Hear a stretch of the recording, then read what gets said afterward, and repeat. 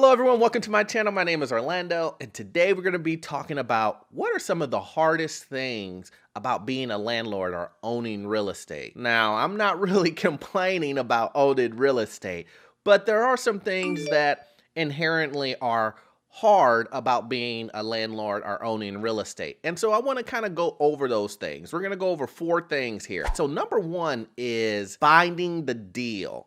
And guys, when I say this, when I say finding the deal is hard, it's hard. I mean, you can speak to any real estate investor and they will tell you the hardest thing is finding the deal. You just can't just go type it into Zillow or Redfin or any of these other websites and then your multifamily property just so happen pops up. Those opportunities are rare. They're really rare, guys. I mean, like, I think I've only gotten one deal that I've actually found on Zillow and closed on the deal. And to be honest with you, I didn't find the deal originally on Zillow.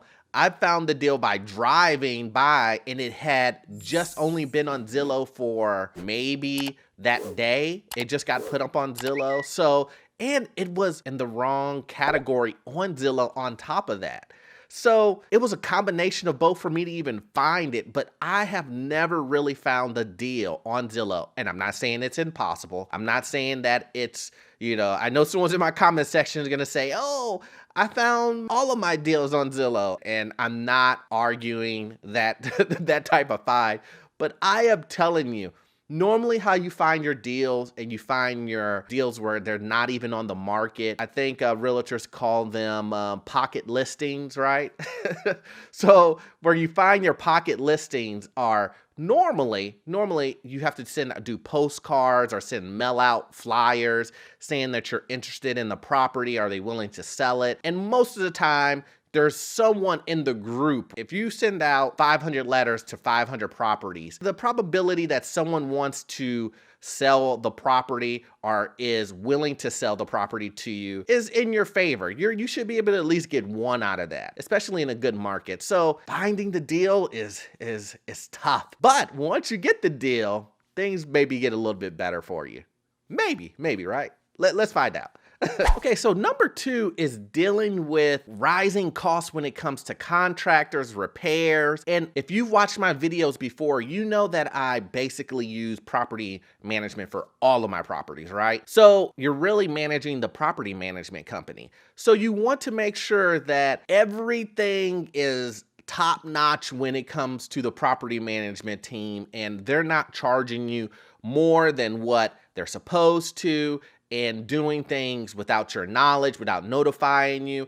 And so I all the time go through my list of all my repairs and things that I've done for the month at the property. And I take a look at it and I go, okay, this costs this much, this much, this much. I approve this, I approve this. What's this? I don't remember this. And I promise you guys that you have to stay on top of property management.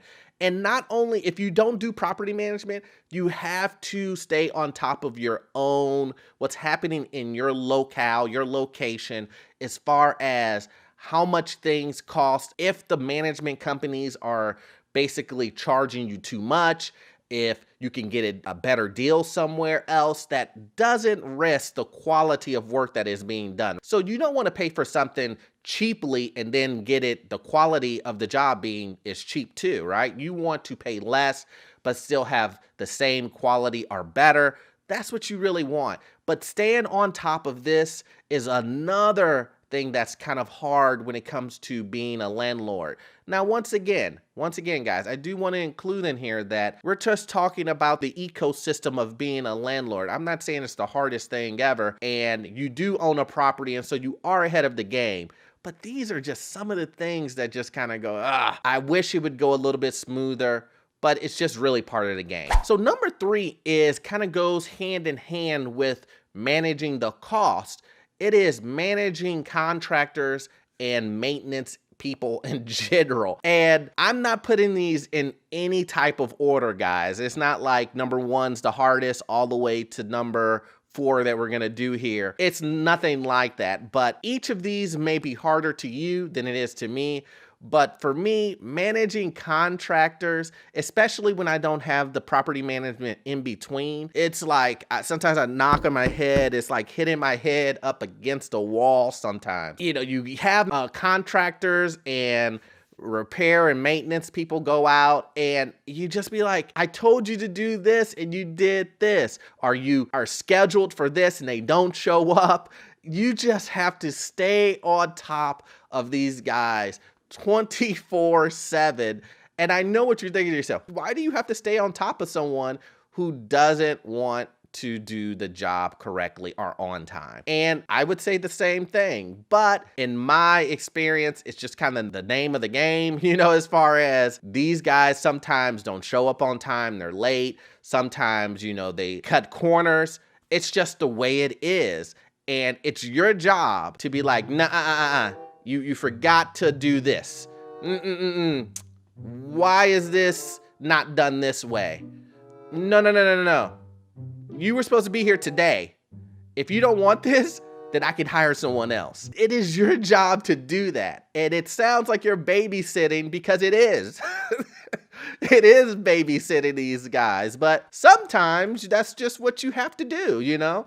And so this is another thing that I find very annoying when it comes to owning real estate and having rental property and being a landlord is babysitting and managing contractors. That's the reason why I actually prefer to go through the property management. But every once in a while, I jump out of that and I go ahead and I do it myself. Number 4 is something that is very hard to manage it because you kind of, in a sense, don't have control over it. Even though you do have a vote for it, it's regulation, guys, regulation. There are a lot of things that come about, especially like if you live in California. I'm in Illinois, it's the same thing. You see things in these regulations that are come along the way that are kind of like anti-landlord. They do these things called like rent control, and they were trying to make that happen in Illinois because the rents were going higher and higher and higher, and they wanted to control the rent. And you'll see things like that happen and you think to yourself, like, why are these guys coming after something that I enjoy, something that I've invested in? And you have to deal with that, and you have to be on top of what to vote for, what to vote against. If it affects you and your investments, then more than likely you're going to be against it. You don't want to hurt your own investments. So I think you have to really stay on top of that. And that's something that kind of gets, you know, that's annoying and gets harder and harder because every year there's a new proposition that will probably come up in your location or in your state that will be probably against you when it comes to being a landlord. Rent control or more taxes, property taxes, things of like that. You have to really stay on and make sure that you vote for things that are aligned with your interest. So these are the 4 things that, in my personal opinion, are the hardest when it comes to owning real estate, and things that, you know, I want you to really think about and just go, well, you know, yeah, these are hard, but you know, the one thing that you have done is you got started. And that is by far one of the hardest things to do, is to get started. And dealing with these 4 things that I just talked about is really minuscule when you look at how much your property will grow, how much you will earn from real estate, the passive income, all of the benefits that you will get out of real estate. In the end, these 4 things are really minuscule. Yeah, they're annoying, but you're making money and you're doing stuff and you're learning, and you're getting closer to your financial freedom goal. You can't beat that, guys. You can't beat that. So once again, guys, if you got some great value out of this video, please hit that subscribe button, notification, and like button. It really helps out my channel, and I'll see you guys in the next one. Thanks.